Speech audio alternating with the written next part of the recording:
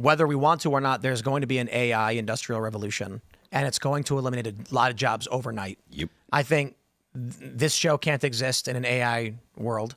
I don't know how many years we have left, but I don't see it. I think the personalities are still going to be something that people are attracted to. I do think the AI is going to do a lot of changing the way that we, I think it'll be more necessary to have shows like yours. I disagree. We already struggle against competing with, like, look at our shorts, for instance. Shorts from the show do between like 5 and 20,000 views, maybe. If we're lucky, we'll get 20K, but they get like 10K. And someone can make a short where it's a fake story, AI generated about a squirrel that got rescued, and it gets 27 million. So perhaps we exist in a small niche space that is tolerated because it's not as impactful as, on the larger ecosystem. But over a long period of time, But the guy who made that's making no money. I'll also say this, like this show can't survive without subsidy. So if I did not do my morning show, we could not afford to do this show. At the amount of viewership and scale. So it's interesting, like, there's a period of growth that happens in media where it's kind of expensive to do radio shows, but a radio they build it up and then it's a guaranteed captured audience of, everybody basically. So big companies buy ads and it works. Eventually you end up with Fox News Corporation, its own skyscraper in New York City, and they're getting 17 million views every night, because this was 20, 30 years ago or whatever. I don't know if they ever got that many, but it's large. It's in the tens of millions. And so when you have 10 million viewers, a single ad read one time is going to cost $100,000 to $200,000. And so now you're selling to these massive corporations guaranteed space to reach 10 million people, and they do 4 or 5 commercials per spot. So they're doing like several $1 million per hour. Today, you can't reach that, but the technology has gotten cheaper. But what we can't compete with here is people are going to do Zoom calls. The Zoom call interviews are lower quality, so I started doing them on my morning show, and now I'm actually getting press coverage for the Zoom calls because it opens up the access to prominent political personalities that normally don't want to do in person. But with the decentralization of media, a politician in D.C. says, why go on Timcast IRL? Sure, we average like the second biggest live stream in the country. I could go on that show. Or I can just Zoom call 3 smaller shows and get that all cranked out in a couple hours and not have to travel. So we try to do in person, but we struggle to make that happen because prominent guests don't want to do it. Liberals especially don't want to do it if they can't control the scenario. And it's expensive to pay for travel and to hire people to do travel and cars and all of that stuff. So what I think ends up happening is, I'll put it this way. For this show, having comedians on. Well, we like having comedians on. It makes the show fun. Yeah, it is fun. The morning show that I do has a profit margin of like 95%. Timcast IRL is flat or negative because of the cost of travel and staffing and space and cameras. So I use the money. Yahoo didn't say yes to coming on. No. No. Actually, when I met with Netanyahu, they actually were discussing who wanted to have him on and talk to him, and it was go to Israel and talk to him. And I'm like, I ain't going to Israel. I'm not going to fly there. But a couple people there were like, I will. We want to do a public interview with you. But the challenge that we have is the cost of, I'll put it simply, like the cost of competing with, look, I compete with myself. Like, let's just make it as simple as possible. I can turn the camera on anywhere in the world in a hotel room and talk for 20 minutes and make a video and have a 95% profit margin. My only costs are going to be like maintaining the camera and having a good working computer. And it's ridiculous. That's where I was at before we started IRL.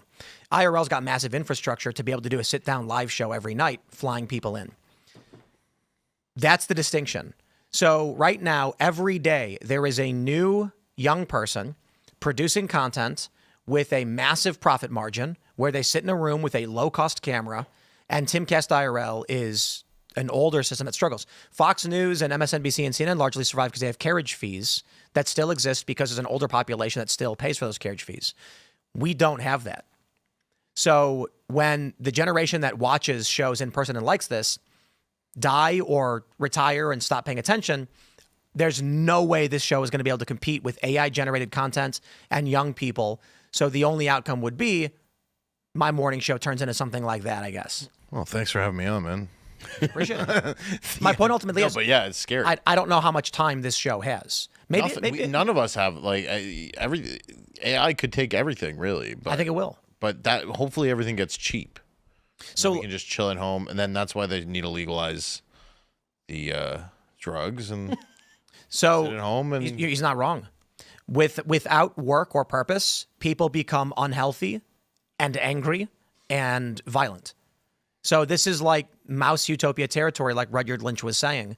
And I don't know what ends up happening, but I think people need to understand that the AI revolution has the potential to transform humanity in ways hitherto undreamt of. That's why I said the other night that AI is going to be a bigger deal than the printing press. Like the changes that are coming to society, it's not going to, like, no one can predict how society is going to react to having that kind of productivity. If all of the predictions about AI are correct, you have no idea what it's going to do to a society that has that kind of productivity and has so few actual roles for real people to be in.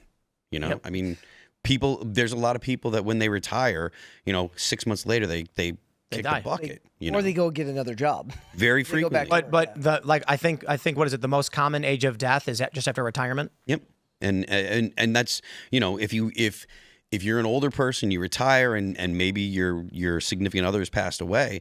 That's why you see a lot of old people that go to McDonald's every morning and they have their coffee because it's just somewhere to go and hang out with people. Then they come home, then they go to a job that, like, young leftists think that it's a terrible thing that they're at work. But these people are like, well, if I don't do this, I sit around in my house and just watch TV. Here I can actually interact with people. There's a social aspect to it, and people need that. I think that we are chickens in a chicken coop. And what that analogy references to is, you look at the chickens, they go about their business every day. The rooster's in charge.